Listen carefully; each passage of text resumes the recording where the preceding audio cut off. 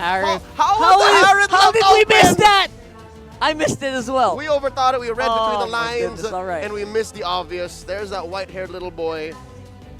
Still a good pick. Us two here on the desk. Sometimes you just got to go with what works. Welcome to the game number 1. First match of the day here, playoffs day number 2.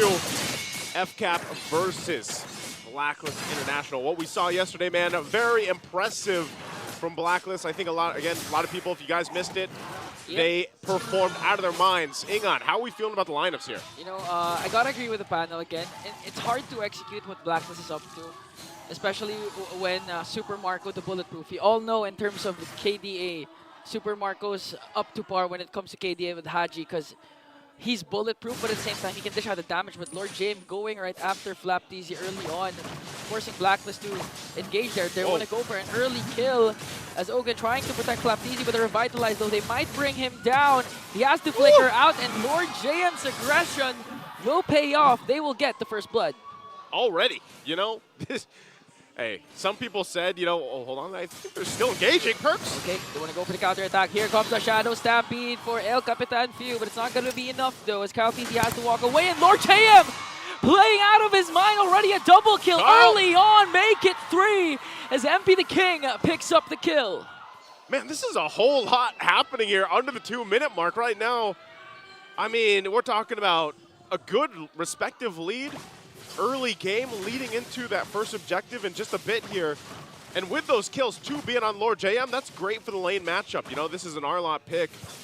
He just gets that level 4. He's got a nice lead against Flap TZ. So this makes things really, I guess, comfortable for Blacklist in the early portion of the game. We'll see if FCAP actually wants to respond to this and how they do that. But, you know, this team fighting, the skirmish is already happening, are really favoring Blacklist here. And imagine the first turtle just spawned. Already 3 kills for Blacklist, 1.3k gold lead. A lot has happened. Yeah.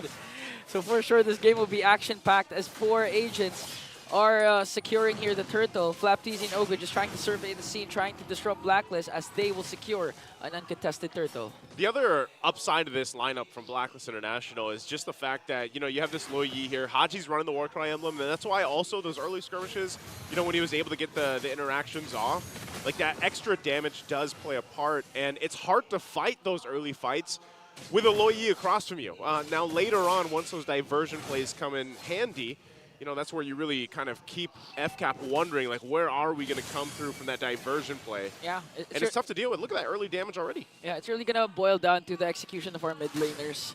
Haji and Few, they have at least the most important ultimates for their respective teams. Few with the Netherrealm, Haji with diversion. And we've seen, but wait a minute, okay, they want to go for more Blacklist, forcing Ogwid to cast that AOG. And going back to my point, remember the time when Haji and MP the King paired up the Luyi with a Hayabusa, and they were just going crazy with the macro? That's when Blacklist International's momentum started. Back in the regular season, right? Back in the regular season, It's funny because, like, a lot of people, when they were watching Blacklist International through the regular season, I think a lot of people had a lot of things to say about them. A lot. You know, because there was a time, too, with Blacklist International in regular season where they were trying different, like, lineups, like lineup iterations, and then they eventually found the best. Here's a diversion, though. Oh, gonna make sure Super Marco doesn't have a good time here, even forcing out this flicker. But in the end, will bring him down. So that was a way worth it trade for Blacklist, a diversion for the life of Super Marco. Yep, that's what I was talking about, man. The diversion plays are going to be pretty an obstacle for FCAP to overcome. Now, with the lineup that they have here, too, they're really hoping that, you know, late game is where they can shine and they can utilize, especially the carry pick, you know, with Super Marco, even though he's already gotten taken down. Yeah. That pressure is going to be continuous there, though. So for FCAP, they've got to be able to kind of protect Super Marco, allow the late game to happen, because, Ingon, the way things are going right now, like, I don't know if FCAP's going to get there. This second turtle for the taking, too, and Blacklist might either look for a pickoff or just start it up. Because ideally, the plan for FALCONS APBREN is, of course, late game insurance Super Marco with the carry. But Kyle TZ was supposed to be dominating early game with the Suyu pick, and so far, we've seen Suyu dominate early games. We've seen it with Andoryu. We've seen it with Carl TZ. So far, not a good start for FALCONS APBREN because of the unexpected aggression Blacklist is showing as MP the King and the rest of Blacklist works on Flap TZ and Ogun once again as they will bring him down. Flap TZ has to go with the split. A Perks pops his Revitalize. Okay, now FlapTZ still working on Lord JM. Perks goes in with a glorious pathway with MP the King as well. Oh. FlapTZ quite tanky, but will he be able to sustain it? Here comes the Nether Realm, but they're just gonna break it right away, bringing down 2. MP is still alive. Few is the next target, and look at Lord JM. 5-0-2. Man, it sucks that the Alamat Awards just ended because this guy, one of the most improved players for the playoffs. Yeah, that's a good point because a lot of people are talking smack on Lord JM A lot. through the regular season. But man, we're going to look at the replay here. He's trying to make a play in mid. I don't think that's going to result into much. But looking at this replay brought to us by Infinix, this was great. Final slash, able to find multiple members after the Nether Realm was even used. And then they go in, continue collapse in. So just a huge lead right now for Blacklist. And a lot of this early on snowballed already into this point of the game. You know, that mid-game where you're really just seeing how strong the fighting composition is. And the great thing about this for MP the King especially is this makes your job as a Ling so much easier. Like, you can just do what you need, roam around the map, focus on, you know, these objectives if you need to. But ultimately, the power spike right now for Blacklist International is just so massive that FCAP is going to have to really, like, slow things down. And by slow things down, I mean just not die. You know, like, they don't want to go into a fight because they're going to be outgunned and outmaneuvered right now. And OHAB hasn't even really had to be part of these fights, obviously. Yeah, he's just literally going on a laning phase with Super Marco, having his own mini game up top. In Blacklist, what do you expect? No one could have predicted this. An 8-0 start coming into game number 1 up against FALCONS APBREN, the reigning, defending world champions back in M5. 5.4k gold lead already. And I do agree with your point. MP the King, right? Okay, they're going to send out someone there. It's going to be Lord JM, the diversion, and they're just going to wait. But I think they're going to spot out Ogwin.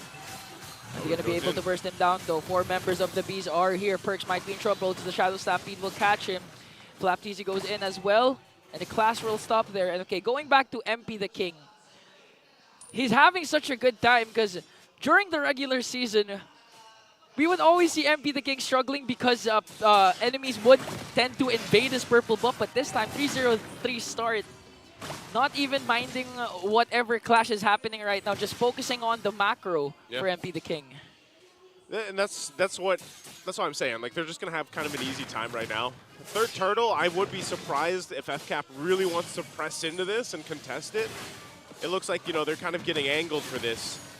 And we'll see if they actually do it, but it looks like not. 3 for 3 now on the turtles, as it should. Again, FCAP really just needs to get to the late game here. I think we have to talk about how can they get into this game. Oh, hold on. Okay, They sent him. Oh, they're reposition. again. I think Ogwin knows. Ogwin has to know. He spotted that bush earlier, but oh man, if he walks into that. Okay, he still has the AOG. He still can't escape here, but he's getting bursted down, and Perks will pick up the kill. A fast burst, a fast rotation, fast play for Blacklist, and MP the King works on Kyle TZ. He's going to get stunned though. Templates of Blade will be casted. He has to walk away because of the tower damage. Kyle TZ pops his 3rd skill. He's chasing after him. Super Marco as well, but MP the King will remain alive. Oh, wait. Hold on. Wait, go to the bottom lane, please. Can I see? Okay. He got out. MP the King got out. MP's fine. Blacklist goes and swings it forward, gets a turret up top. Tier 2 now. Down there. Just OHAB having the gold lane experience, pretty much doing what he wants to do. Farms up. He hasn't really even shown just yet, but look at this. He's already got the Feather of Heaven, Starlium Scythe locked in, working next on the 3rd item. Most likely Holy Crystal. He's got a little defense physically. Hold on, mid lane. Okay, we're going to watch for Lord JM. Okay, Final Slash goes in, as well as the Glorious Pathway. Netherrealm will be casted, but look at the damage coming in from Blacklist. They're going to bring down 2. They don't have minions, though, so they have to wait for it before they take down the mid lane turret. And Lord JM again, literally playing out of his mind. A 505 KDA. He's not part of just 1 kill all throughout Blacklist initiation.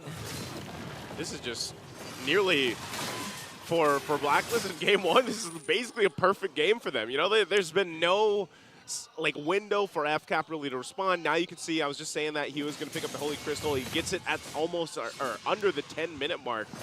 And with OHAB getting those last 2 kills, this is a great moment for them to get this Lord and possibly get multiple base turrets down, because I just think if FCAP even tries to defend, with this lineup. They've got a Netherrealm, but it's going to be worked on so quickly because of the economic advantage in items and power that Blacklist has. So this is a free Lord for them.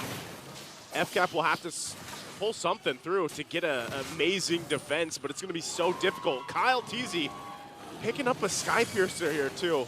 Okay.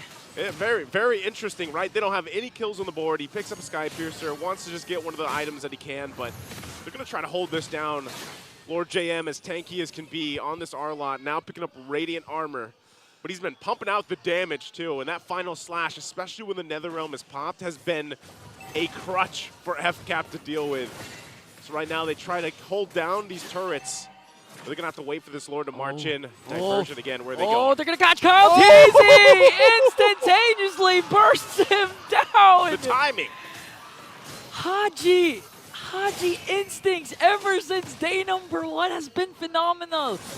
We're going to forget what he did game 3 against Omega. Casting a skill with the Aurora onto that brush. That's why they found out where the diversion was.